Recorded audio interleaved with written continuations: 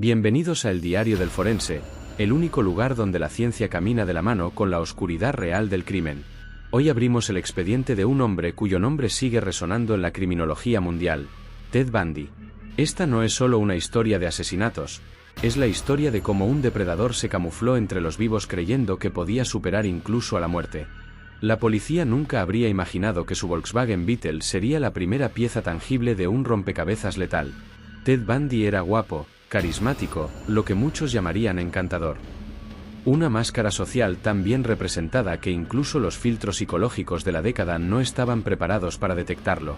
Trabajó como voluntario en la línea de crisis del centro comunitario en Seattle, atendiendo a víctimas mientras él mismo era el origen del peligro.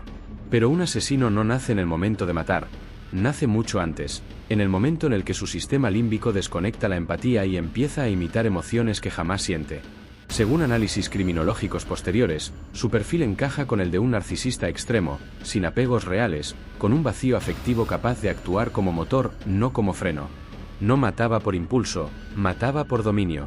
Sus crímenes no gritaban furia, silbaban control. Y ahí empieza la parte forense. Cuando no hay ADN, cuando no hay huellas, cuando no hay testigos directos, el cuerpo se convierte en el narrador principal. El lenguaje de la entomología forense, los signos tempranos de trauma cervical, los hematomas de sujeción previa y los patrones repetidos en las víctimas hablaban de un mismo modus operandi sin necesidad de una firma genética.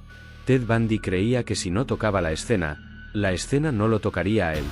Pero desconocía algo vital: no es la escena la que habla, es el tiempo. Y la biología. Y los silencios entre las pruebas. Un oficial lo detuvo por conducir erráticamente en la madrugada. Lo que parecía un control rutinario se convirtió en el principio del fin. Los objetos encontrados dentro de su coche, esposas, cuerdas, herramientas contundentes improvisadas, no encajaban con ninguna explicación legal coherente.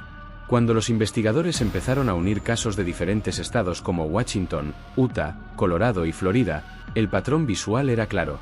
Pero no por el lugar donde quedaban los cuerpos, sino por la historia que contaban.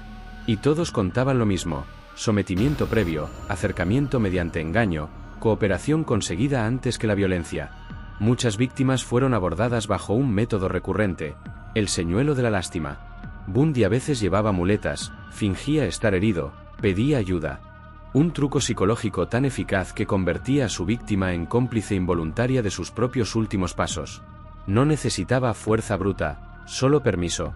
Pero cuando el expediente avanzó a la autopsia, los cuerpos empezaron a desmontar su teatro.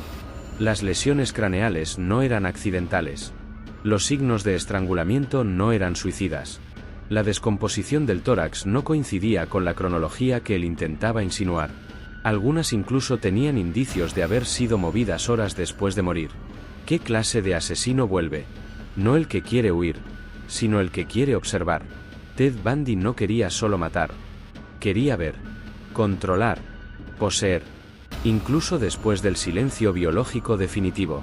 Aunque se confirmaron más de 30 víctimas, muchos forenses creen que el número real es incalculable. Los cuerpos ausentes son la prueba sin voz oficial, pero con un peso estadístico incómodo. Porque si no hay cuerpo, no hay verdad legal, solo sombra numérica. Y ahí, en la sombra, Bundy vivió cómodo, hasta que lo iluminaron. No cámaras, no ADN, no perfil clásico. Ciencia, tiempo, inevitable biología humana. Creía que el crimen perfecto era no dejar evidencia, y su error fue no saber que la evidencia no siempre se deja, a veces, simplemente aparece. Cada microseñal corporal es un documento. Cada larva es un reloj. Cada hueso es un testigo que no olvida. El juicio final fue su último escenario. Decidió defenderse a sí mismo. Creyó que podía controlar incluso esa narrativa. Pero esa vez no hablaba con una víctima. Hablaba con la verdad colectiva de todas. No le ganó a la policía por astucia, le ganó por apariencia. Y perdió por ciencia. Porque el crimen perfecto no muere cuando el asesino se va, muere cuando el cuerpo se enfría, y Bundy nunca entendió que incluso el frío deja marcas. No fue atrapado por un error humano, fue atrapado por un acierto forense.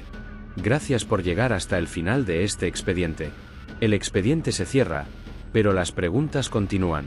Si te intriga la verdad que cuentan los cuerpos, los tiempos y las pruebas invisibles, suscríbete al Diario del Forense y dale like a este vídeo para abrir más expedientes conmigo. Porque el asesino puede esconder la escena, pero no la biología. Y recuerda, los muertos siempre hablan, cuando sabes escucharlos. Si te ha gustado, suscríbete y regálame un like. Nos vemos en el próximo diario, donde quizás la pista ya esté muerta antes de empezar la búsqueda.